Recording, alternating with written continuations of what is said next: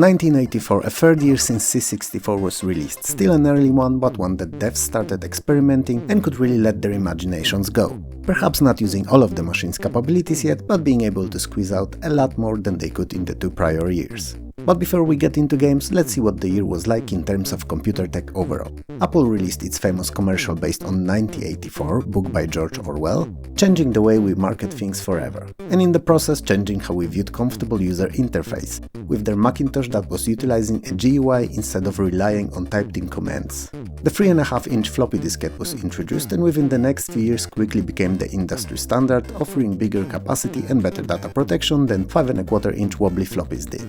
William Gibson coined the term cyberspace in his best-selling Neuromancer book, and while it was used a bit freely in the future more to describe the internet as we know it today, it was no doubt a historical occurrence. Logitech released the first ever wireless mouse, Charles W. Hull developed the first 3D printer, Hitachi created a memory module capable of holding even up to 1 MB of memory, and last but not least IBM released its 80 model of PC. They also introduced EGA standard of graphic cards, which while a huge upgrade on earlier CGA, still was only marginally better than what C64 had in style. While 1984 was a busy year in hardware and tech, it was interesting on a gaming front too. And the first year C64 received so many games that I had serious issues picking just the best and most important ones. So if I missed any of your faves, let me know in the comments below. All that said, let's see what we had to immerse ourselves in 1984. Archon: The Light and the Dark is an arcade and strategy board game mixture. Same as in chess, there are 2 sides, light and dark, so good and bad respectively. Both sides have 18 units each, and while these are unique to them, they're comparable in power. Unlike chess, however, when units meet on the board, nothing's resolved yet. Both units move to a separate battle screen where they are pitted against each other in real-time combat. With each unit having a bit different skills and capabilities, this design offers for an interesting gameplay and adds a layer of arcade skill to your standard mental gymnastics of chess. Whichever square the battle is initiated on, that color side gains a health points advantage. The game is won either when one of the players has all of their pawns defeated, or when one side controls 5 so-called power points, all strategically placed on a map. Archon can be played either in 2-player mode or against the CPU, and this first game is the best out of them all. I'm not entirely sure I should be calling it Archon, perhaps it's Archon, so maybe I'll stick to Archon from now on. Archon II Adept as a sequel to the first game features a more complex board with different surfaces and enhanced gameplay. Other than that, it's nearly identical. So it's a 2-player game where each side controls a powerful wizard, the titular Adept, that summons creatures to fight for their side. One side plays as chaos, the other as order, and while the elementals on both sides are different, they're more or less of similar qualities. Each side can summon 4 unique elementals at a time or choose from 4 demons common to both sides to fight against the opposing forces. The board shifts from time to time, making for a more unpredictable gameplay. While Archon II is a fun game and welcome change to original's formula, it was always the first title that I preferred out of the 2 as it's mechanically simpler but also more fun than this one.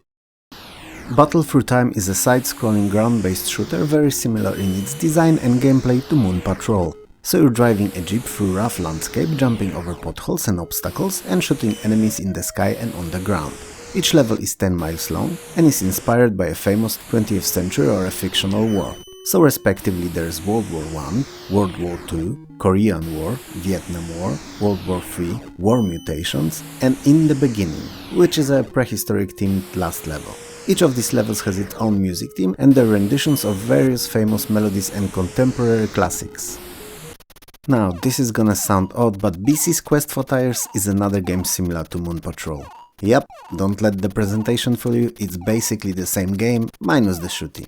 In fact, some consider the game to be the first endless runner, as there's no end to it unless you fail. You're Thor, the caveman. Well, no, you're you, the viewer, but in the game you're Thor. So don't take it the wrong way, I wasn't trying to offend you. Anyway, your girlfriend has been kidnapped by a dinosaur, and to save her you have to travel on your stone unicycle through several levels moving left to right while avoiding dangers. So you'll be jumping over potholes, ducking under the tree branches, and jumping on turtles to cross the lake, to name just a few things that you'll do. While BC's Quest is very simple, I always enjoyed it. BC2 Grog's Revenge is a sequel to Quest for Tires, and it's an arcade game featuring Thor once more. This time, however, he's searching for the meaning of life in the mountains. And there's 15 of these. The object of the game is to collect enough clams to pay another caveman so he'll let you progress to the next mountain. And yes, clams are money. And also another yes, clams are in the mountains in this game. I'm not a marine biologist, but I was under the impression that the mountains were not the best environment for clams to thrive. One way or another, as you move around the mountainside collecting them, you must make sure not to fall off the cliffs, not to slam in a wall or drop in a rock hole. There is also a green dinosaur and Grog, and both are best avoided. At points you'll travel through caves and the viewpoint there will change from side to top down, and the only visible ground there will be the one highlighted by your unicycle slide, which honestly I don't know where it comes from as there's nothing attached to it, and no electricity in the caveman times. Beamrider is a semi-3D arcade shooter set in space where you can move only between 5 lanes, the titular beams. Your mission is to clear 99 levels of hostile aliens and you're armed with laser and torpedoes to do so. While torpedoes are considerably more powerful and can destroy few enemies at once, you only get 3 per level. All the while laser is infinite. To complete a stage you need to destroy 15 white flying saucers. Each even-numbered sector until 16 will add a new type of enemy. There are additional obstacles on your mission, however, and you don't have to destroy them per se. Only the flying saucers really need to be disposed of to complete the stage. Sentinel ships appear from time to time too, and when shot they award additional points. Rejuvenators reward extra lives when picked up, but when shot accidentally, they turn into enemies. So that's something worth keeping in mind. While Beamrider's premise is pretty simple, it's exactly the kind of game I enjoyed back then. Easy to get into and ideal to compete against friends. Below the Root is a game that deserved more attention, recognition and critical acclaim than it ever received. It is based on Zilpha Kitley Snyder's fantasy book series The Green Sky Trilogy, and it's an incredible adventure game with platforming traversal. You get to choose one of 5 available characters, each very different from one another, and explore the tree-based lands of Erdling and underground lands of Kindar. You'll also have to discover the meaning of prophesied words and find a way to quell the racial and political tensions between the races. All those goals are primarily accomplished by talking to people and using specific items in the right places and situations. Each of your characters, because of being entirely unique, is treated differently by others in the game, but they all can obtain items to help them in their adventure or with movement. Not all areas are freely accessible within the vast game world, and if you wander around where you're not supposed to, one of the factions, be it Kindar or Erdling, may arrest you and you may have to escape from the prison house. Interestingly, Below the Root is the first game I've seen using hunger mechanic, meaning you must feed your characters regularly so that they would retain their energy. While Maniac Mansion was the first full-fledged point-and-click adventure, Below the Root may have been the first graphical one with such a huge world to travel around and explore. It's one of those games that doesn't look interesting until you give it a little time to understand what it's all about, but when you do, you'll sink in. Black Hawk doesn't sound or look great. In fact, even by 1984's C64 standard, it's rather blunt and uninspired. But what it does not fail at is the gameplay. That's not only unique, but also addicting and genuinely fun. On the surface, it's your everyday vertically scrolling shoot 'em up, but there's a twist. The game is split into 2 modes. First is the bombing, in which you cannot lose a life and have to destroy as many enemies as you can and bomb as many targets as you manage. And second, a regular shooter mode in which you fight the enemies. And all that you missed in the first mode will be present and out to get you in the second. Here is also where you may lose lives. Not that I recommend it, but it's possible. The 2-mode gameplay was very innovative at the time and something I haven't personally seen used in the same capacity in any other game to this day. Bombing sections may take a while to get used to the controls, so keep that in mind, but when you do, it feels natural and not clunky at all. Black Hawk is not a looker, but it's definitely a player. Perhaps not one pulling chicks left and right, but definitely one serving heaps of fun. Boulder Dash is a remarkable puzzle game that's been remade, cloned and copied in one way or another probably more than any other game in existence. In fact, my most favorite version of it is a clone on Amiga called H.E.R.O. But let's not travel too far into the future and stay on the original. I believe that most people know of Boulder Dash, but since I gotta stay true to this series formula, I should at the very least say a little about it. In essence, it's a game where you have to dig through the caverns to open the exit door and then find a way to get to it without losing a life to progress to the next level, all in the allotted time limit. To open the door, however, you have to collect diamonds in each stage, and this is where the puzzle mechanics come into play. As diamonds are placed strategically, and there is only a handful of ways each level can be completed. Both diamonds and stones fall, so you have to make sure not to get crushed by them, and so that they wouldn't block a passage, the only solution to a particular stage. And there are also enemies in some stages that will kill your character, Rockford, on touch, so these have to be avoided at all costs. Boulder Dash features 16 stages and 5 different skill levels, which affect number of diamonds that need to be collected. It may not seem like much hearing about it here, but the game is anything but easy at the first few attempts, and will have you replaying the levels time after time trying to find the right way to beat each stage. As with most games that have just 1 or 2 solutions, when you figure out the right path, it becomes painfully clear what you did wrong, and it won't be as challenging as it initially was. Boulder Dash is an absolute classic and a must-have in any C64 owner's collection. Talking about the classics on C64, Bruce Lee. What a fantastic little game it was. It's an arcade platformer with some beat-em-up elements. You play as titular Bruce Lee and have to collect all lanterns in each stage to open up the passage to the next one. Some levels have ladders or escalator-like mechanism that will move Bruce in a particular direction. There are also obstacles in the form of spike traps, exploding bushes or electronic charges that shoot periodically, to name a few. And all are deadly. As you progress through each of the 20 stages, you'll be constantly chased and attacked by infinitely respawning enemies, a ninja and a green sumo warrior, Yamo. You can defeat them by punching, kicking, dropping on their heads or luring them into environmental obstacles or traps quite easily. But they are relentless and will never stop going after you. Interestingly enough, Bruce Lee allowed for simultaneous 2-player mode where the second player took control of Yamo and they could both work together to complete the game, but truth be told, most of the time when my friends and I played it, whomever controlled Yamo did whatever they could to stop Bruce from progressing. I really don't know why, but it seems fun at the time. Toasty! The Castles of Dr. Creep is a platformer with some heavy and omnipresent puzzle elements. Also, I'd like to take the second here to congratulate the devs on creativity when naming the titular doctor. Creepy castles, creepy doctor, it all makes sense, right? Right. But while I diss the name, I can't diss the game. It's a brilliant, even if underappreciated and largely unknown game, especially when played in simultaneous co-op 2-player mode. It takes place in 13 castles, and your task is to escape from each one. At the beginning of the game you can pick any of the 13 or a tutorial castle, and then you start from a very specific room inside. You must use your keen mind and observational skills to figure out the way throughout the network of interconnected rooms. They all have platforms, ladders and sliding poles for vertical movement. They're also filled with various useful or dangerous contraptions too. So expect conveyor belts, force fields, lasers, traps or even monsters that chase you. And while you have an unlimited number of lives, when you lose one, you restart the castle you're in from the first room you started at. You can turn the unlimited lives off to have your score recorded in the Hall of Fame. I have to say it guys, 1984 is a banger so far. I'm at the very beginning of this video and there's already so many amazing and iconic titles. It's just great. And Decathlon is no different. Even though I have mixed feelings about it.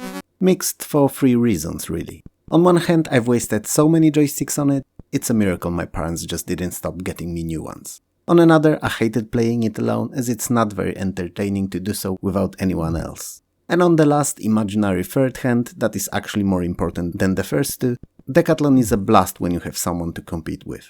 And since there can be up to 4 players on a single system, you can easily make an evening out of it. Having someone there to fight for the scores to try to one-up each other in various disciplines is just super fun. I haven't played bad version of Decathlon yet, but this C64 outing is easily my favorite. And since we're on the subject, there's 10 events you can compete in, and they are in no particular order: 100-meter dash, long jump, shot put, high jump, 400-meter race, 100-meter hurdles, discus throw, pole vault, javelin throw, and 1500-meter race. With that last one being the sole reason all those joysticks broke and my current carpal tunnel syndrome. Decathlon is really good and I recommend it to anyone who's got someone else to play games with. They don't even have to be sports fans. It's an incredible title to just compete in.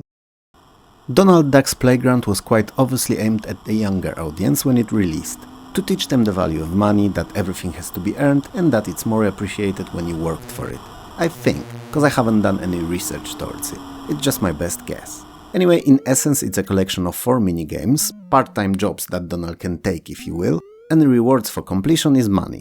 Donald can spend the money later on various toys for his playground so that his nephews can have fun on those toys, I suppose. The 4 minigames are sorting packages at the airport, sorting toys on shelves in a toy store, catching fruit thrown out of the truck and sorting it. And last but not least, train switchboards where he needs to direct trains between two stations switching the tracks correctly. Quite a lot of sorting there, but whatever. While this all may seem simplistic, I'll be damned if they're not fun. Interestingly enough, the coder and designer of Donald Duck's Playground is Al Lowe, the very same responsible for later Leisure Suit Larry games. And this is like an opposite side of the stick when compared to Larry. Dropzone doesn't sound or look great, but plays pretty good and is easily one of the best early Defender clones. It doesn't try to reinvent the wheel or add tons of unnecessary features. It is what it is and does what the original did. So serves fast and frantic arcade shooter action in repeatable looking maps against hordes of quick and deadly enemies. But it doesn't cheat, no devs feel cheap, or as if they were caused by faulty mechanics. Every time you die, it's your fault and yours alone. So if you play a lot, practice and learn from your mistakes, you will eventually get good at it. If I was to choose, I'd rather play earlier mentioned Beamrider or Falcon Patrol 2 that we'll cover in a couple of minutes. But that's me, and Dropzone's quality and playability cannot be understated. Encounter is a first-person perspective vehicular shooter that takes place on a long-abandoned planet that is said to be the training grounds to the long-lost race. The game is played in an entirely 3D map with indestructible columns all around and enemies everywhere. When you defeat all enemies on a particular stage, you can move to the next more difficult section, rinse and repeat. You start with 4 shields that serve as hit points, and when you lose the last one, it's game over. You can however get an extra one for destroying all enemies in any given level. Encounter runs surprisingly well and is super smooth. It's clearly inspired by Battlezone but arguably better looking. I was never a fan, but with the help of a radar and a little goodwill, anyone should be able to complete it. I understand that Falcon Patrol 2 is not a great game, I really do, but you have to understand that I look at it through rose-tinted glasses. It was one of the first C64 games I've ever played and I was instantly hooked. It's an arcade quality action at the comfort of your own home, and most of all, it's not a bad game.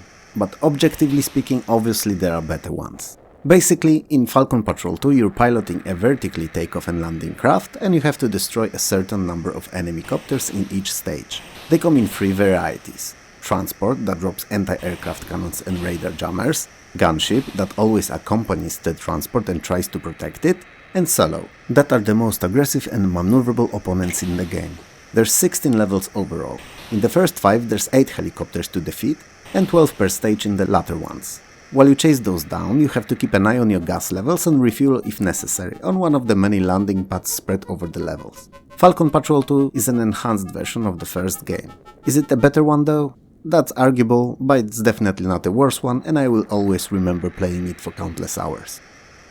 Field of Fire is an early wargame by a later well-known for their strategies and role-playing games, SSI. It recreates World War II's wartime efforts of Easy Company, one of the most famous companies of the 1st Infantry Division. You're tasked with leading them through 8 historical battles starting in North Africa all the way to Germany in Europe. You control 4 kinds of units, 6-man teams of infantry with rifles, machine guns, mortars and bazookas. Each of the team's abilities and stats are based on real-life data, and making sure to utilize each kind of unit in the best way for its position and capacity is a key to winning against overwhelming enemy forces. The game is divided into separate phases, which allow for observing the battlefield, firing, moving or storming nearby positions. By today's standards, Field of Fire is nothing special. By then, it was an amazing game and an experience all strategy fans who had the chance to play it remember fondly.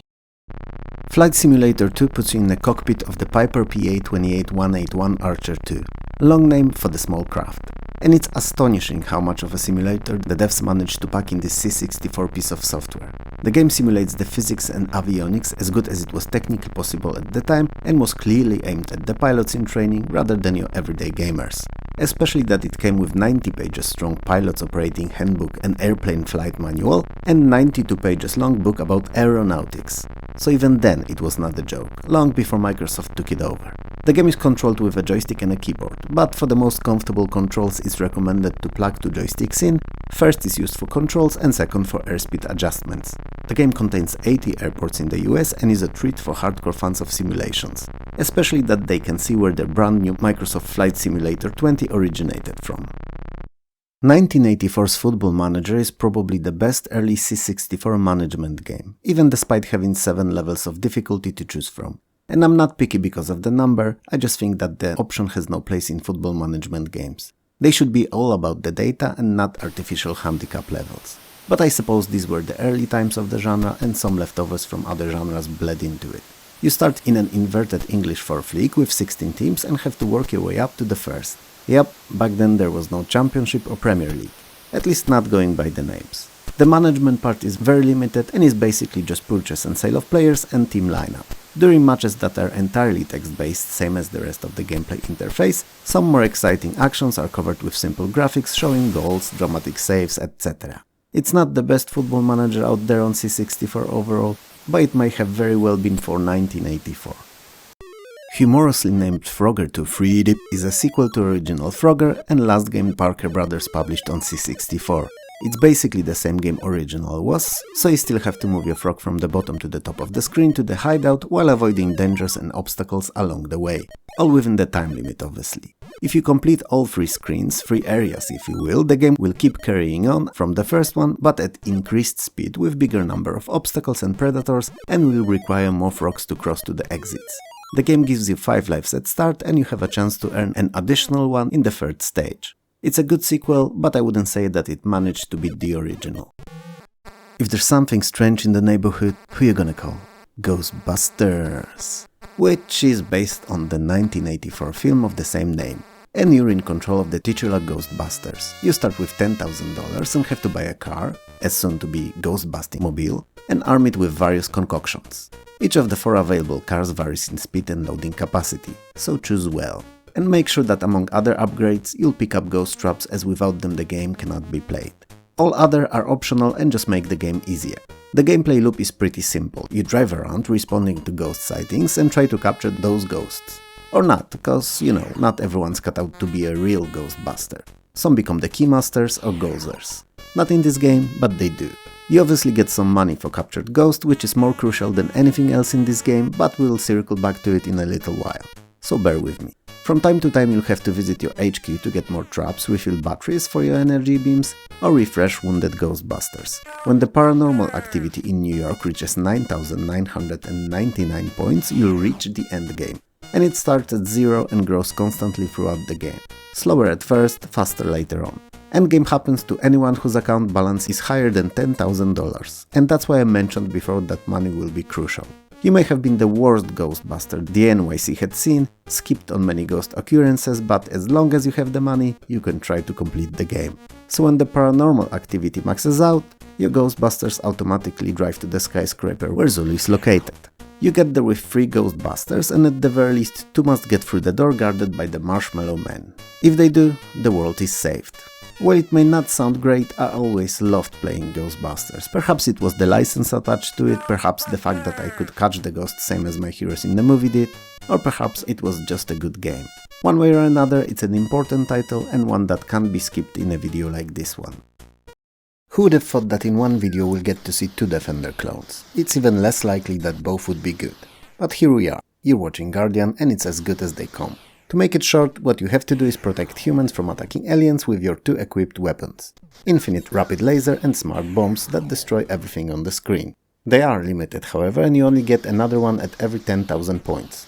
When enemy landers get close to the surface, they capture humans and fly away with them through the top of the screen, so you have to make sure to shoot them first. When you shoot one in the air though, they will drop the human and if you manage to grab him as he falls down, he'll be saved and will need to be delivered to the surface. As in all Defender clones, your radar is your most important tool and your only friend in helping you locate both humans and enemy landers. If you like Defender, you like Guardian too. That's a given. Gyruss is fantastic. It's easily one of my most favorite arcade space-themed shooters on C64. Story-wise, our solar system is attacked by an evil race of Gyrussians, and you're the one who has to save us all. Yes, you, my dear viewer. So finish that coffee you're sipping, suit up, and get ready to fight the alien menace. So you'll be flying between 9 planets in our solar system and combating alien ships in 3 stages per each of these planetary bodies. And yeah, I do realize that there's only 8 planets. But back in the early 80s, there were still 9. So technically speaking, developers were not wrong. They just went by what was common knowledge then. You start with a single shot, but quite quickly will work your way up to a double shot that's considerably more powerful and fitting for the task. After each planet is saved, you get to go to the bonus stage where additional weapons and bonus points are collected. Gyruss does not scroll horizontally or vertically, in fact it doesn't scroll at all, but it's also not as static as games like Galaga or Galaxians are. You move in the circle around the perimeter of the screen and enemies come from in front of you in this tunnel-shaped stage design, giving the game slightly 3D feel. Gyruss consists of 24 stages, with Earth being the last. When you complete it though, it cycles back and restarts from level 1. I can't recommend it enough, but let the record state that it's as good as Arcade Original was, given the capabilities of Commodore's little 8-bit gaming powerhouse that C64 was. H.E.R.O stands for Helicopter Emergency Rescue Operation, and that's what we'll be doing in H.E.R.O. Rescuing trapped by a sudden volcanic activities miners in the depths of Mount Leon, and you're equipped for the task, at least for what the developers thought would be required to do so. So you have your trustworthy backpack helicopter, laser attached to your helmet, and a set of dynamite sticks. After you rescue a particular miner, the game moves you to another level to keep saving those poor souls until they roll back on the surface. Caverns in the mine are not safe, however, and are full of deadly creatures like spiders, bats, moths and snakes, and all of these have to be eliminated using your laser. Although when I think of it now, it seems more like a headgear mounted lightsaber rather than the laser, cause laser by definition projects a beam of light that keeps going forward until it reaches an obstacle. Your helmet emits a 2-meter long lightsaber that melts enemies on touch. That's just my observation though, so don't quote me on that. I wouldn't like to be responsible for changing the history of gaming forever. Some pathways may be blocked with walls, and this can obviously be removed with the dynamite. Overall, H.E.R.O is an interesting 20-level strong game that's fun to complete a few times until you learn all of the miners' locations. After that, it can be considered a speedrun or score rush game only, since it doesn't randomize any of its features. If you complete all 20 levels without ending the game, it will switch to the so-called Pro mode, and cycle levels 13 to 20 infinitely. Henry's house is not only where you go for drinks before clubbing to get that initial buzzing before you let your inner beast loose on the city, it's also an early C64 platformer. You play as Henry, and all you really have to do is get through the exit of all the levels. You do so by collecting all the items in any particular level, which uncovers a hidden key that has to be picked up for the doors leading to the exit to open. All levels are single screen and lead you through Henry's entire house. You have to be extra careful not to fall from too big of a height, as you will lose a life. So it's best to keep your jump distance and height at check. There's no time limit, however, so you may study the level and plan your path without having to rush through. While Henry's house may not be the best platformer out there, it's pretty fun, and if you like the genre, you won't feel disappointed playing it.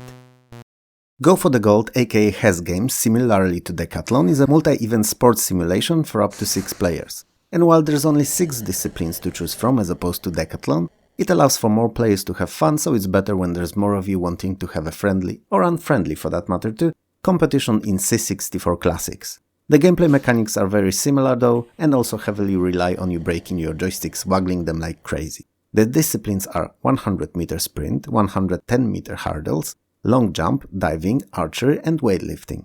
Is Go for the Gold better than Decathlon? No, it's not, but it's not a bad game at all, and I enjoy having a go with someone at it from time to time, cause same as with Decathlon, it's not great when played alone. Another visitor, stay a while, stay forever, are the words that greet you in Mission Impossible, a puzzle platformer on C64. Another timeless classic that's so advanced that by 1984 it was hard to believe that it was even possible on a system. You play as a secret agent who has to stop a villain going by the name of Professor Elvin Atombender, who is believed to be tampering with the national security computers. You're sent off to his stronghold and have to stop him within 6 hours or less. Each death deducts 10 minutes of the time, so you have to be both fast and careful. To win, you need to collect 36 puzzle pieces and then arrange them so that they would form a 9-letter password to Atombender's hideout. Puzzle pieces can be found in furniture in various rooms, so you'll need to search through these, while avoiding robots that will do whatever is necessary to defend evil Professor's secrets. Impossible Mission was stunning for the time it released in terms of both presentation with synthesized speech and buttersmooth character animations. Not to mention gameplay that was not only unique and more deep when compared to anything else that came out until then, but also randomized broom enemies and puzzle pieces placement on each consecutive playthrough, increasing the replayability of the game quite a lot. It's a classic and you know it very well if you're watching this video. And if you don't, then pause here, get yourself a copy and fire it up. It's fun.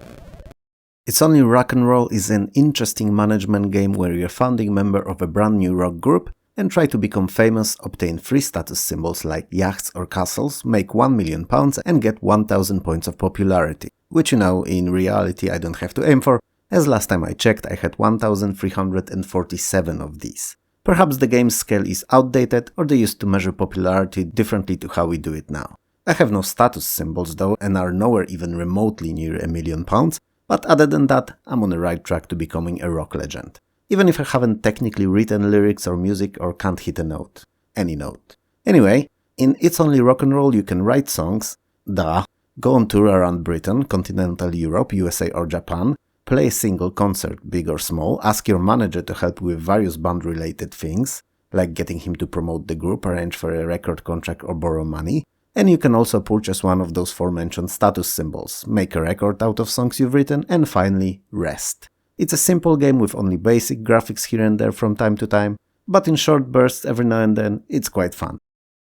As the title states, one-on-one is just that, in basketball setting. It can be played by one, or, surprise surprise, two players, one playing as Larry Bird and the other as Julius Erving, two legends of the sport. Now, saying that I'm not sporty is an understatement. I don't like participating in any or even watching them. So, no Super Bowl craze here, like ever. Come to think of it, I lied. There's one I enjoy though it can hardly be called sport.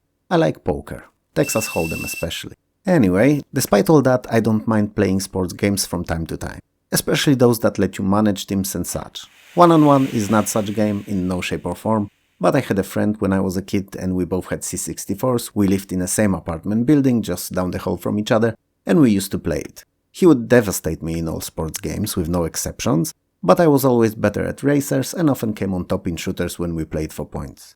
Wow, I've said a lot and not much about this game. Well, one-on-one follows all standard rules of one-on-one basketball. It features novel for the time fatigue that's supposed to show players' exhaustion and influence speed at which players are moving and their accuracy. Each of the two famous players is a bit different.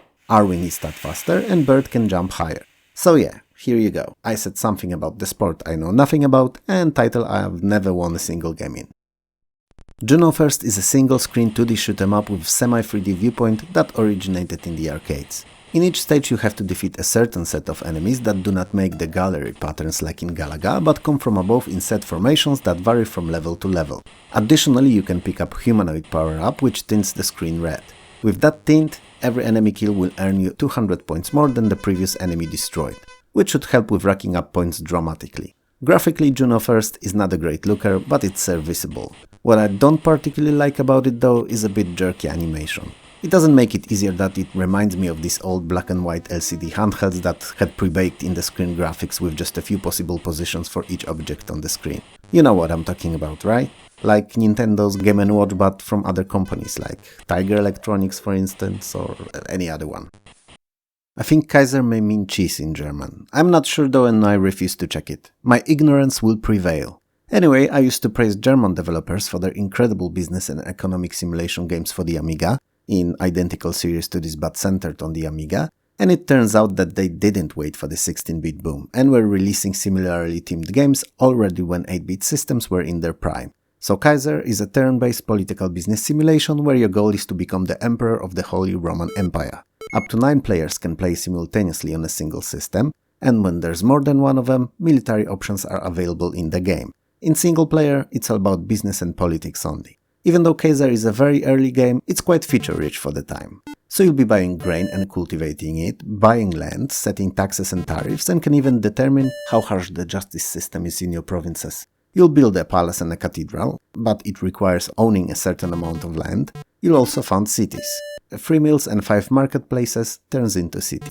Soldiers, if options present in the game, can be recruited from your own population or hired as mercenaries. When the turn ends, interest on the money reserves or debt is calculated, players can move in ranks of nobility if they fulfill certain winning condition goals, and the next turn starts. Interesting limit on the gameplay is the fact that at the start of the game, all players are given a preset time of death, and it's same for all of them. If they take more than 90 seconds for the turn, however, it may shorten their lives by moving the time ahead. Kaiser is a game that requires a video of its own, as it's difficult to show everything it has to offer in detail in such a short spot. I'm not saying I will make one, but what I am saying is that I like cheese. Lazy Jones is probably the most unusual and unique game in this 9084's video. Basically, it's a collection of minigames. You're a janitor and you're in a building with 18 rooms and have to clean them up within allotted time or otherwise. No. Wrong game. I mean, you are a janitor and there are 18 rooms spread over 3 floors, but you don't clean anything. You're slacking off. In 13 of those 18 rooms there are consoles connected to big screen TVs, and you can play games on these. Every single one is different and based on a cult classic. When you manage to play all of them once, the game moves to a new level, which is identical, just has the rooms randomized. Interestingly enough, the only way you can die in Lazy Jones is outside of those rooms, as on each floor there's one moving obstacle/enemy that kills you upon touch. So if you manage to avoid them, the game could in theory run indefinitely. While today all those mini-games may seem simplistic and not very entertaining, in the 80s it felt like having your own whole arcade and being able to play so many different games from one tape load in the comfort of your own house, it was hard to grasp. Even if only as a curiosity, Lazy Jones is a definite recommendation. Mancopter is a racing game. Yep, you heard that right. Mancopter is a racing game. Oh, and it's a racing game with lives, which are represented by fish that you supposedly carry with you during said race. I think it may be the aroma that you like. Anyway, you're racing from right to left in pedal-powered copter against opponents in identical contraptions. The race starts with 70 seconds of time allotted, and passing each checkpoint extends it by another 40. As you pass other competitors, you can permanently disable them by hitting the top, blade part of their copter, which sends them down straight into water. But beware, as they can do the same to you. You have your trusty magical fish with you, however, so when you hit the water, one fish is consumed by friendly neighborhood spider whale, no, just a regular whale, nothing spider about it, and he pushes you up, letting you carry on. When all fish are eaten, you've no more friends in the ocean, and the game ends. There are other deadly obstacles in your way as you race, and they can be anything from squids, dodos to even storm clouds that actually release the lightning, so those need to be avoided as well. Occasionally a raft appears that when landed upon grants extra points based on time remaining in opponent's past. So yeah, that's Mancopter. Maziacs is an excellent, even if a bit simple looking maze game. At each start new random maze is generated, so each playthrough is a little different every time. The aim of the game is to collect treasure and bring it back to the point the game started, which is easier said than done as monsters will chase you and attack you. You can find sword, however, to protect yourself, so at least in my opinion this should be your priority. A sword is a single-use item that disappears upon defeating a Maziac, a hostile and terrifying monster. You also have to collect food not to die from starvation, and you can find and question prisoners about the treasure's location. Each only knows a general direction, so more likely than not you'll have to ask a few before you find it. When you do finally locate it, the prisoners will tell you the way back instead. Since you can carry only one item at a time, a good practice is to kill as many monsters as possible before venturing for treasure so that they wouldn't be as big of an issue on your way back. Design-wise, Maziacs is incredibly simple, but it's also hella addictive, so if you like fun and action-packed maze-based arcade titles, it's definitely one not to miss. I believe I mentioned more than once that I don't care for sports in real life. I don't play any in real life and hardly ever in video game format. But there's a genre that I do love to dabble in whenever I get a chance. And that's sport management games. And MicroLeague Baseball is just that. It features real-life teams and players as well as classic teams from the past. And it even had multiple data discs released for it with additional lineups. There are a wide range of various strategies available for both fielding and batting, and you can direct and decide multiple factors for your teams before they get into games. Each play during games is graphically shown with a running commentary detailing how it unfolded. MicroLeague Baseball allowed for creation of players, teams and even entire leagues if you felt like it, and was generally adored by both fans of the sport and managerial games, so if you either, give it a go. You're Panama Joe, an epic-named fellow in equally as epic platformer, and you're exploring ancient Aztec catacombs searching for Montezuma's treasure. The game is divided into 9 levels, first 2 being half pyramids, and the remaining ones shaped into the full ones. They are considered to be difficulty levels as each next is an expanded and more demanding version of the previous one, with one screen on top and progressively more on each level going downwards. As you traverse through the maze, you have to keep an eye on both deadly creatures and environmental obstacles that are aplenty, and all kill you on touch. So you'll be climbing on chains and ladders, sliding down the poles, jumping over, well, whatever will require jumping over. You'll avoid laser gates and collect jewels and special items. These, apart from points, grant you temporary additional abilities. Amulet grays out monsters and stops them from harming you for a short time. Keys come in 3 colors and are used to surprise open doors of the same color. Swords can be used to kill spiders and skulls, but not snakes. And finally, torch lightens dark rooms. You start the game with 6 lives, and in the first 3 levels you get additional one at each 10,000 points and at 20,000 points in level 4 and above. Montezuma's Revenge is not only a timeless platforming classic, but also an excellent example of how to make incredible game using limited 8-bit systems resources.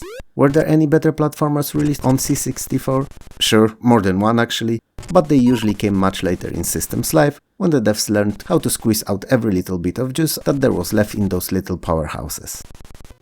Mr. Do's Castle is an action platformer that originated in the arcades, and this C64 version is arguably the best out of all home systems conversions. The game consists of numerous single-screen levels, each containing blocks in the floor tiles and enemies in the form of deadly and bloodthirsty bipedal unicorns that are constantly trying to catch you. And your goal is as simple as in most arcade games. So to earn as many points as humanly possible, even at the sake of those mythical creatures' lives. There are two ways that you can complete each level before going to the next one. You can either knock out all the blocks with cherry symbols, and most of them do have those, or alternatively you can crush all the unicorns with blocks, whichever you prefer. Other than the cherry blocks, there are blocks with a key symbol too. If you knock all of these out, the door at the top of the screen will open, and if you get to it, all unicorns will temporarily turn into letters. If you manage to collect word extra out of all available letters, you'll get an additional life. It's a fun game, and if you like classic arcade games, this one should be on your radar. Mr. Robot and His Robot Factory is an action platformer in which you have to collect so-called power pills spread over 22 single-screen levels while avoiding dangers in the form of environmental obstacles like bombs and evil flame creatures. And while the platforming and gameplay mechanic is pretty traditional and nothing special, what's great about the game is that it comes with its own level editor, which not only extends the replayability, but also allows for pretty fun, if a bit mean, afternoons where you and your friends can design levels for each other to complete, having drinks and plotting sweet revenge for the ungodly difficult platform placements. Mr. Robot is not a great game, but this particular use case scenario makes it at the very least an interesting and playable one. NATO Commander is a real-time wargame strategy where you play as a NATO forces commander-in-chief and have to fend off imaginary attack of overwhelming and superior in number forces of a former Warsaw Pact powers. Each second in real life corresponds to 5 minutes in the game. Time can be paused at any moment, however, for a minute or two of a breather. Since you're always at military and tactical disadvantage and each of 5 scenarios is more demanding than the previous one, you have to use everything you possibly can to turn the tides of the conflict. So most importantly, pick the best terrain and secure the locations that would be in your favor. Smartly use all available units, both land and air force, and if needed, even chemical and nuclear weapons. At the end of each day, you get a report summarizing results of all battles, and that's your best way of figuring out which of your tactics work and which don't. When NATO Commander released, and by extension of that few years later when I had a chance to play it, I was way too young to comprehend the depth and complexity of it.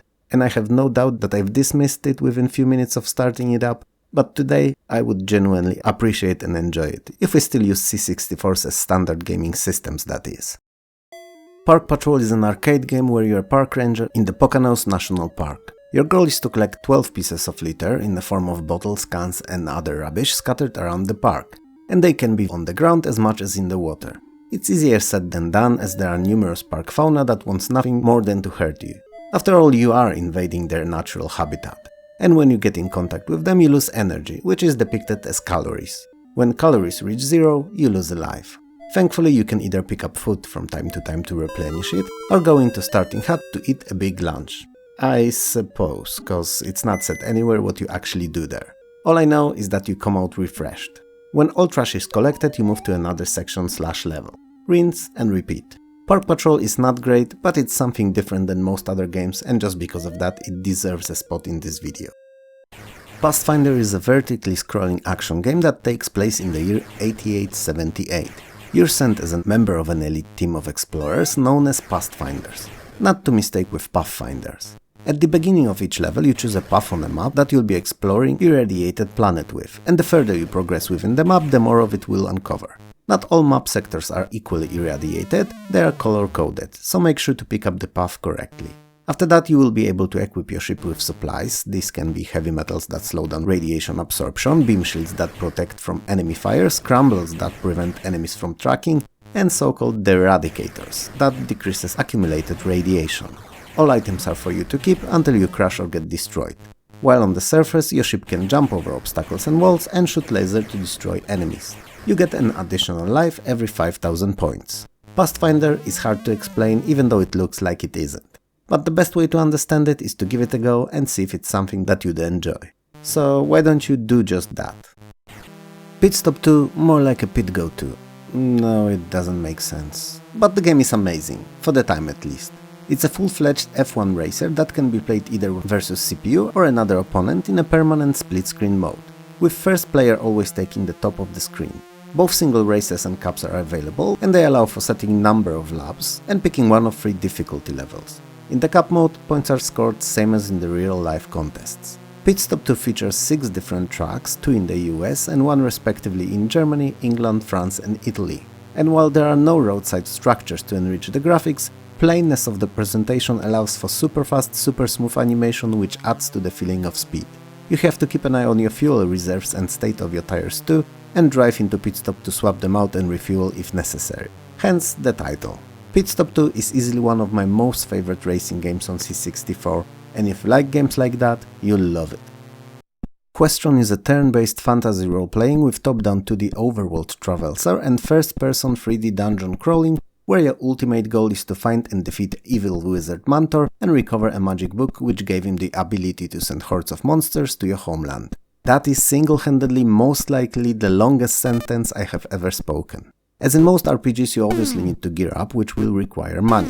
You can get it from defeating monsters and enemies and through robbery or gambling. And you also have to eat food or your character will starve. And it can be either bought or come from the animals that you'll hunt. Questron is an early RPG not only to Commodore but also for SSI, that were to become the veterans of the genre in a little while later. But all the markings of a very decent game are present here, even if the title once more sounds like something that was just put together from night of brainstorming in the last minute before the release. Raid on Bugeling Bay is a multi-scrolling arcade shoot-em-up where you pilot a battlecopter and your goal is very simple: to bomb and destroy the factory located somewhere in the city, while fighting off hundreds of enemy forces in form of ships, planes, tanks, anti-air guns and even a battleship. And it seems that I lied talking about the previous game, cause that was the longest sentence I've ever spoken. Anyway, you start each mission on a carrier and anything else that moves on the map is up for destruction. Whenever you're low on bombs or require repairs, just get back to that carrier to do so. And since it's your only ally, it's crucial to protect it at all costs too. And while Raid on Bugeling Bay is an adequate shooter at best, in a very unique, even if not great looking setting, it's not what I said until now that's important or interesting about it at all. What is though, is that it was designed by the legend of the industry, Will Wright, who mentioned more than once that he had more fun designing the background cities than playing the game, and that this design process was what became the basis for his most famous and arguably most important game, SimCity. And it shows, cause if you compare the two, at least on C64, certain city elements are unmistakably identical. Raid over Moscow was developed by Bruce Carver, who was responsible for earlier Beachhead games. And it shows, cause Raid over Moscow is also a collection of minigames telling one single overarching story. The USSR launched huge attack on the US and it's up to you to prevent it by destroying their defense bases. The 5 included minigames are as follows: the hangar, where you have to launch as many planes as you can as quickly as possible. The second is side view shoot-em-up section, where you have to shoot enemy fighters and avoid the trees. Then there's the single-screen missile silos shooting stage, where you have to destroy them by shooting through their windows. It's a Star Wars exhaust port on Death Star scenario. Kinda. Then there's the Kreml, which looks like Operation Wolf game in that sense that it's a single screen from behind the back shooter, where you have various different enemies to defeat. And finally, the reactor room that is guarded by service robots whose task is to provide the reactor with a coolant. You have to disrupt the cooling so that the reactor would overheat, explode and thus prevent nuclear catastrophe. Raid over Moscow is as fun as Beachhead games were. It's following the same tested and tried formula, and by offering various different scenes and simple story, prolongs its stay and replayability. Realm of Impossibility is a better, enhanced version of Zombie, which in itself is not an easy game to describe. It's a part dungeon crawling, part action arcade game where you have to travel through 13 dungeons composed of 129 unique rooms, fighting various monsters, be it zombies, snakes, spiders, or any other from the array of numerous different creatures. No monsters can be defeated, however, they can only be blocked by crosses, up to 12 of which can drop in each screen to block their movements. So it's best to play fast, play aggressive and not stay stationary for too long. Your main task is to gather 7 crowns to defeat the evil cleric Wistrik, so you'll be picking up those crowns and keys that open passages to other dungeons. Occasionally you'll come across spells that can help you on your travels and can be cast by pressing the first letter of their name on the keyboard. They are Freeze, protect, and confuse. And if you think that you can imagine what they do going by their names only, you're right, they do exactly what you think. The best feature of this game, however, is simultaneous two-player co-op, which makes it more fun and a lot easier. There are many different genres of games on C64. Arcade, adventure, logic, racing, strategy, role-playing, and even weird mixes of the above. It was truly a versatile gaming system. And while easily without any contest my most favorite game on C64 is Sid Meier's Pirates, which is just a marvel, incredibly deep and involving experience and a miracle to work so well on such an underpowered machine, my second favorite is River Raid, for a totally different set of reasons. The game was designed by one Miss Carol Shaw, who not only was one of the first women in game design, but also single-handedly created this gem of a game. River Raid is top-down vertically scrolling shooter where you fly a fighter jet over aptly named River of No Return, in a raid behind enemy lines. You can only move your jet left and right, accelerate, slow down and shoot, but can't move up and down the screen, always staying at the same height. And since you're flying low to avoid radar, you have to stay away from riverbank cliffs, touching which would explode your jet and kill you. Collisions with enemy units or bridges also kill you, so you have to constantly maneuver. Simple at first and devilishly difficult later on, riverbed. All the while fighting enemy ships, balloons, copters, planes and tanks. You have to keep an eye on your fuel levels too, and refill them flying over fuel depots, conveniently dropped all over each stage when necessary. Each bridge passed serves as a checkpoint, so in the event of your plane's destruction, you restart from that very bridge. I haven't played a bad port of River Raid yet. Sure, some are more feature-rich or better looking than others, but they're all fine. This C64 version is easily one of the better ones, and if it's the only one you have access to, rest assured you're experiencing the game playing one of the best versions out there. Seven Cities of Gold is part adventure, part business simulation game set in the New World, where you traveled from Spain to explore and conquer. The default map that the game comes with is a faithful copy of geography and population of North, Central and South America. That said, the game can generate a random map at start if you have an empty diskette and 20-25 minutes free. This, while time-consuming initially, extends the replayability quite considerably. Most of the game is played with a small scrolling top-down view map in the center and number status displays surrounding it. So you'll be exploring the new world, you'll set up missions, construct forts and interact with the natives. And you can trade with them for food and gold, and with the right interactions can turn them to convert their villages into your missions. Or you can let your weapons speak and conquer them brutally with superior weaponry and your bottomless thirst for treasure. Seven Cities of Gold is fun and definitely something everyone should play at least once. I love H.E.R.O. It's one of my most favorite old games ever. But before we had H.E.R.O, we had Space Taxi 8 years earlier, which is a much simpler version of that. You basically work as a taxi driver in a city in the 21st century and earn money by picking up and dropping off passengers. The game has 24 regular levels, each corresponding to 1 hour in a day, and the bonus 25th one that unlocks after successfully completing the earlier ones. Each level is a single screen with various platforms and landing pads with numbers assigned to them. You have to pick up passengers at those pads and deliver them to those that they want to get to. You need to do it carefully though, as landing too hard, touching obstacles or a collision with any and all flying objects will crash your taxi. Each level has a time limit, but there's also a fuel tank that serves as the secondary timer. In some levels you can refuel, but not in all. Up to 4 players can play the game alternating in 5 modes. Morning, easiest shift, which is just first 8 levels. Day shift, which is moderate in difficulty and is composed of levels 9 through 16. And night shift, the most challenging one, covering levels 17 to 24. There are also options to play all 24 consecutively easiest to hardest, or in a random order. While graphically Space Taxi is not a great looker, its concept is pretty novel and it's a blast to play. So if you get a chance, give it a go, it's worth it. Space Pilot is a multi-directional shoot-em-up that takes you on the arcade adventure through time. The game is divided into 5 time zones to which you travel to fight the enemy menace. First is 1919, where you fight against historical biplanes and eventually have to defeat the boss in the form of Zeppelin.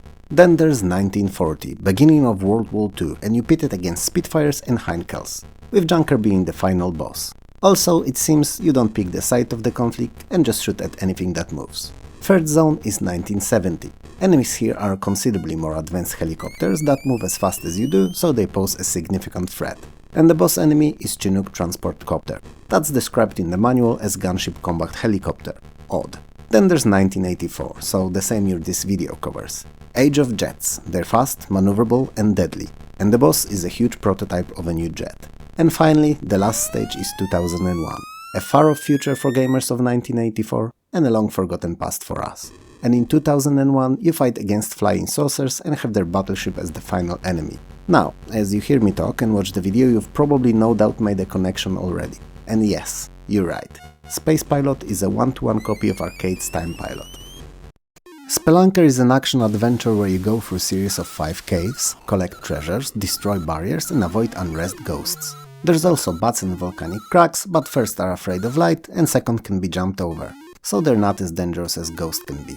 And in the end, in the lonely depths of dark caverns, if you see a ghost, who you gonna call? You start the game with 5 lives and after completing each cave, extra life is awarded and you also get bonus points. While the graphics of Spelunker can't be called anything but ancient and simplistic, they are very clear and it's easy to recognize all the items spread around the caves, and it allowed for levels to be gigantic in size, which is always fun in a game about exploration. Along the way you'll collect batteries which are used to power your Phantom Blaster against ghosts and also serve as your HP, dynamite that can be used to destroy rocky barriers and keys to open massive doors between the caves.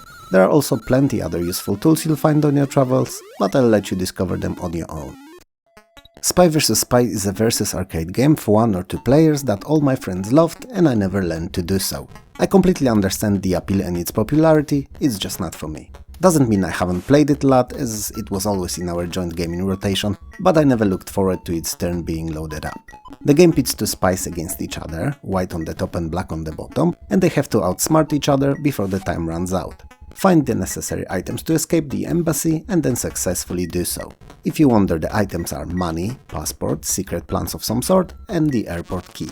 As you look for those, you will find booby traps too, and it's crucial to set them up smartly so that your opponent would become a victim to these, impeding his progress in escape.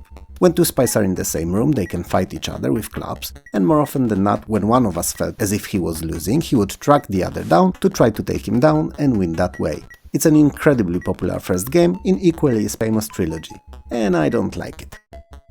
The Staff of Karnath is an action-adventure game viewed from the side and taking place in a haunted castle. You're Sir Arthur Pendragon and you have to collect 16 pieces of pentacle keys before midnight. Each and every piece is guarded by a magical creature, some of which can be defeated with magic and casting correct spells at them, others in combat where you have to time your attacks and dodges right to win, Souls-like style. All obtained pieces need to be brought to specific chambers within a castle, and once all are there, the whereabouts of Staff Karnath will be revealed. It has to be destroyed before midnight. Attacks from enemies lower Pendragon's health and in some cases countdown timer to midnight too. If you run out of health or time, the game ends. While being described, Staff of Karnath may sound a bit dry and uninspired, but it's actually pretty fun and all fans of action-adventure games would no doubt enjoy it. Epix is well known for their series of fun multiplayer sports games. Same as I'm not well, but little known for trailing off of subject when I began talking about it. Kinda like here, now. Instead of covering this game, I keep going about going on, effectively saying nothing while using a lot of words. Anyway, Epix's Summer Games is pretty awesome. It's a multi-event Olympics-inspired sports simulation for up to 8 players. The disciplines you'll participate in are pole vault, platform diving, 4x400 meter relay, 100 meter dash, gymnastics, freestyle relay, 100 meter freestyle and skeet shooting. You might have noticed already, and if you haven't, let me bring it up to your attention, but there's no long distance running here. That would require absolute and utter destruction of joysticks, which is an excellent choice for both fun from gameplay and your wallet. The graphics and sound are excellent for the time, especially the player's animation that is butter smooth. In fact, the animations feel as if they were rotoscoped. The variety of disciplines is quite decent too, not too oversaturating one gameplay style. And it all results in an incredible fun if you have friends around and they don't mind those old low-res, low-color games. Alone, as with most multi-discipline sport titles, it's just meh. Super Zaxxon is Zaxxon, but, well, super. Not really, but kinda. Okay, I'm digging deeper and deeper and getting nowhere, so I'll start again. Super Zaxxon is an isometric view shoot-'em-up. Same as in original, you can control not only lateral movement of your ship, but also its flight height. It's much faster and considerably more difficult though. It features entirely new graphics, level layouts, and even swaps space stage for a tunnel one. And there are new enemies to boot. So the gameplay is more or less like this. First you travel through a base on an asteroid fighting hordes of enemies and destroying stationary defenses. Then you'll get to travel through a tunnel tackling enemy fighters, mines and mine layers, to eventually navigate through a series of barriers on another asteroid leading to a final fight with 3 Super Zaxxon's robot dragons. Fun. Sword of Kadash is a top-down real-time action-adventure role-playing. Quite a mixture. Like a good stiff drink. Oh, I so wish that was the case. Stiff, manly drink, preferably something neat over rocks. In reality, I'm not an avid drinker and drinks that I down are always more on the weaker side, usually mixed with something watery. Anyway, on your travels from Mediterranean to Persia, you're captured by brigands who will spare your life on a condition that you would enter the deadly fortress of the dragon and recover mythical Sword of Kadash for them. So you do just that. You enter the goddamn fortress, which is a maze of rooms and corridors really, and you can move in any of the 8 directions and fire darts. Only 3 shots can be made at one time, and they can ricochet off some walls and hit monsters that way, so not all your shots have to be spot on. You can also defeat them by walking into them, but this way you incur damage as well. And since we're on the subject, there's many different kinds of enemies scattered around the fortress, so you hardly get bored. As in most RPGs, your character has various stats like HP and armor, and can level up when enough experience is collected. Each level raises your HP, and armor can be bettered with equipment worn. Dart's effectiveness is based on the kind and quality of the weapon that you carry, so while it may seem odd, you collect better and better melee weapons to up the damage of your shot. The game is also full of items to pick up, so aforementioned gear, good and cursed, weaponry, scrolls, keys and healing boxes to name a few. And if that wasn't enough, secret passages, invisible walls and traps are omnipresent too, so you gotta actively search for the first 2 while trying not to step in the third. Sword of Kadash may be basic by today's standards, but in 1984 it was quite fun and involving experience. Track and Field is a 4th sports-themed game released in 1984, and in my personal opinion, the weakest out of all. It doesn't mean that it's a bad game, as it's not in my eyes, it's just not as good as the rest. It's tough to say why I feel this way, but if I had to guess, I'd blame the sprites. Sure, they're bigger, but something was lost in fluidity as compared to the rest of the pack. But don't take it as an absolute, it's just my opinion. Track and Field originated in the arcades in 1983 and a year later was ported to home systems, C64 being one of the many. It features 6 disciplines of 100-meter dash, long jump, javelin throw, 100-meter hurdles, hammer throw and high jump. 4 players can play on one system, so as per usual with those, the more of you there are there, the better the game gets. But if I'm to be completely honest, I see an ideal afternoon with Olympic sports games on C64 as having 3 friends with me and firing up all 4 of these bad boys in succession, and having a go at each discipline with handwritten score tables outside of all the games, to see how well we do in the end. It would be fun. But, and that's a big one, I realistically only have 1 friend I can play classic games with, so going all out like that is rather impossible for me these days. Hope that you're more lucky with retro friends than I am. Traffic takes place in London, and just for that it secures its spot on this list, as I have very fond memories of living a huge chunk of my grown life there. But rest assured, my bias aside, the game is good enough to stand on its own legs. It's a simulation/real-time puzzle game in which you have to direct London's traffic to avoid traffic jams using correct traffic lights switching between red and green. Yellow is entirely omitted. And while back then it was not an issue, today they would have sold us a DLC or a season pass that would contain just that, yellow lights, and would cost nearly as much as the game itself. The goal of each level is to reach a certain given number of points by making sure that plenty enough cars exit the screen through one of its edges. It's really irrelevant which, and this is where the second DLC would be sold. An extension pack that would pick the exact exit points for each car for only $29.99 before tax, a steal for such small change. If traffic jams form at any of the edges of the screen, a number of vehicles waiting off screen will appear next to the particular blocked street. And when there's too many of them, the game will end. Usually it's between 5 and 9. Traffic is really fun, even if not one of the simpler games on C64, and will require practice to get good at. Or getting a third DLC, which would include just an easy mode switch. I know, I'm exaggerating, but I feel that this is where the gaming industry is slowly going. And don't get me wrong, I love DLCs and expansion packs when they add something substantial. I just don't like the games that are released incomplete to be fixed or have basic features added later on with additional purchases. It's just unethical. Treasure Island is an adventure game loosely based on a novel by Robert Louis Stevenson. You take a role of book's protagonist, Jim Hawkins, and have to battle your way through hordes of pirates to finally get to and defeat the infamous Long John Silver. Back in the 80s it was one of my favorite games on C64. One of the most annoying too, as it was way too difficult for me, but one of the faves anyway. Regardless of how many times I failed at it, I've kept trying to go further and further until I got tired and eventually gave up. But it was one of the first games I played, it had unmistakable feel of the adventure, especially with its opening where you had to pass the pirates in the port and then jump on barrels avoid being pushed down before even getting on an island itself. so it will always hold a special place in my memories. Trolls and Tribulations, a very bad pun on Trials and Tribulations, is a pretty good platform game actually. You're traveling around horizontally scrolling sewers divided into 7 levels and overall taking around 200 rooms, which is quite a lot for the time. Anyway, you have to collect treasures, defeat so-called cretins, which you do by shooting them, then they turn into eggs, which you have to drop into water so that they wouldn't respawn as cretin that was locked in. As you progress through the game, more and more different enemies will appear and most of them are totally immune to your shots, so they have to be avoided or jumped over. Some areas are locked off by doors that require obtaining a key to get through them. While the game itself is quite fun, the controls are a nightmare and require getting used to, and it may take a while. Ultima II: The Revenge of the Enchantress, a sequel to the first game that was never released on C64, was a bigger and better title than the original. It featured larger town maps and concept of traveling through time gates into different eras of Earth. Story-wise, an evil witch Minax, who coincidentally was also a pupil of previous game's antagonist Mundane, moved backwards in time and changed the future so drastically that the world is doomed.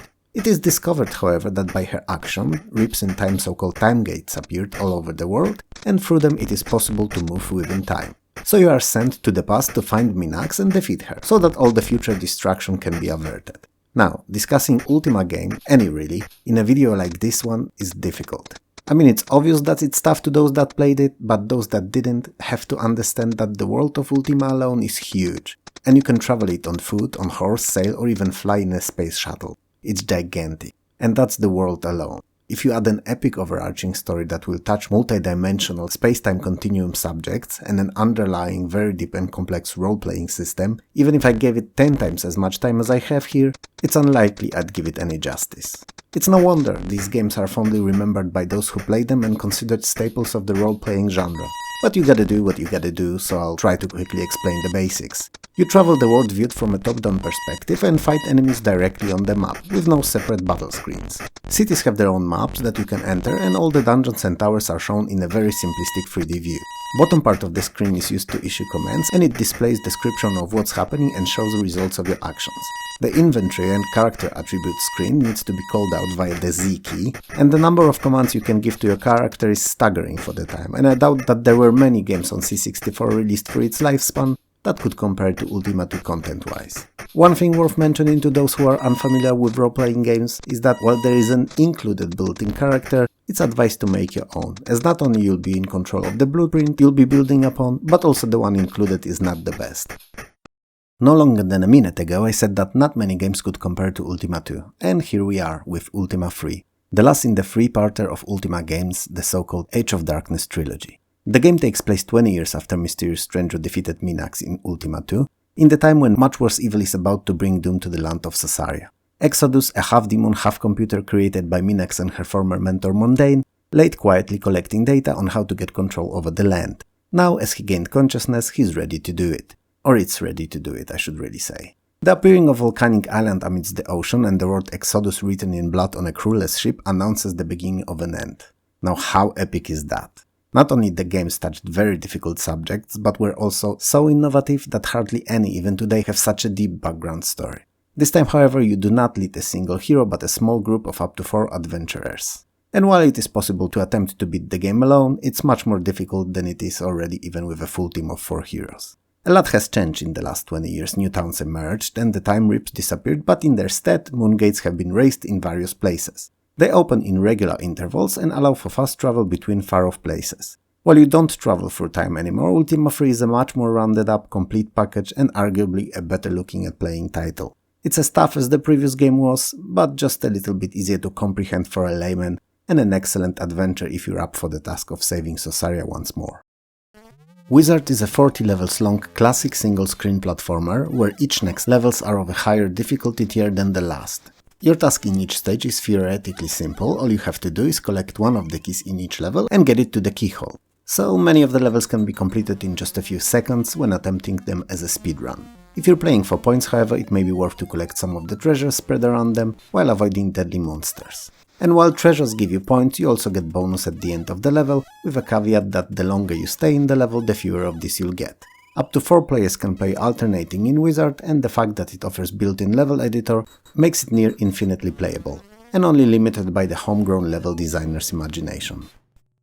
Pitfall 2 Lost Caverns is a sequel to the earlier Pitfall, and it's also a side-scrolling action-adventure game where you're titular Harry Pitfall and you travel to Peruvian jungle to search for the legendary Diamond of Raj in a sunken city of Machu Picchu. So in this over 100 screens big game you'll have to find 28 gold bars and 2 of your companions that were on this adventure with you, but shortly after arrival were separated. Or so the story states at least. Well, you'll be climbing ladders, you'll fall through pits, you'll swim in the water and avoid numerous different bodies like scorpions, bats, rats, electric eels and frogs, because, you know, if there's one enemy each adventurer always should hold a lot of respect for, it's the frogs.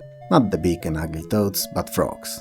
On the other hand, I should end this, it's a jungle-themed game after all, and these very well may be toxic frogs. You just never know. The graphics are considerably improved when compared to the previous game, and Commodore Sport is easily the best looking out of all systems the game was released for. It's still a far cry from what the machine was really capable graphics wise, but I felt it should be mentioned that our little C64 came on top of anything else. If you like run and gun adventure games, there's hardly many better. NYC the Big Apple is really weird. But good weird. Basically you're at HEC and you decided to take a day trip to New York to see some of its most famous landmarks. So you jump in your classic Plymouth Continental and get there. Each gameplay you get assigned 2 famous places to visit in New York and you need to get to them before the day ends. So you'll be working your way through Big Apple traffic, making sure not to damage your car too much or run out of gas as it will be towed to the garage and you'll need to get there on foot to pick it up. And it not only costs money but also time. When you run out of either, it's game over. You can visit bank to get more money however, but you'll need to complete a mini game there of avoiding the bank robbers. To complete the given task of visiting 2 landmarks, you need to get to the both buildings safely, find an appropriate parking spot nearby, enter them and complete mini games in each, all before the end of the day. While you're in a building, the car is metered, so you have to complete the challenge inside before the meter expires, cause otherwise car will be towed and you'll have to walk to pick it up. It's an unusual title with a novel gameplay mechanic, but it's surprisingly fun if you give it a chance. While there may have been 3 Popeye games on C64, in my eyes there's only one. This one. It's an arcade port and while the graphics could use a bit of polish, it's a bloody good title and I played it for hours on end. Not that there's so much to see in the game, I was just not very good at it. Especially in the second and third of the 3 available levels. Popeye is a single-screen arcade platformer where you have to collect symbols, different for each level, thrown by your love olive oil, before they drop into water. All the while avoiding the antagonist in the form of an evil Brutus, and other obstacles like birds or bottles. After a certain amount of symbols is collected, the level ends and you move to the next one. Once per each level you get to grab a can of spinach, and when you do so, Popeye's theme music will play, all the symbols will freeze in the air and Brutus will start running away. If you manage to get him and knock him out, he'll be temporarily unavailable and will come back to chase you after a little while. You start the game with 4 lives and get a new one every 40,000 points. Popeye is fun, even if it's not easy, and C64's port is probably the best out of all 8-bit ones. I'm not sure you like it as much as I did, but I've loved it back in the day, and I do even today. Let the record state that even now, 30 odd years later, I can still hum the rhythm that's accompanying the gameplay. Mar1o Bros is a single-screen platformer that was largely underrated as compared to its Super Mario Bros. Counterpart that came out a year later on NES. But despite that, it's not only very competent at what it does, but it's actually super fun, especially when played with a friend in simultaneous multiplayer. The gameplay mechanics are very simple and you can learn everything that's there to do in a minute or 2. Mastering it, however, is an entirely different case and it's not as easy.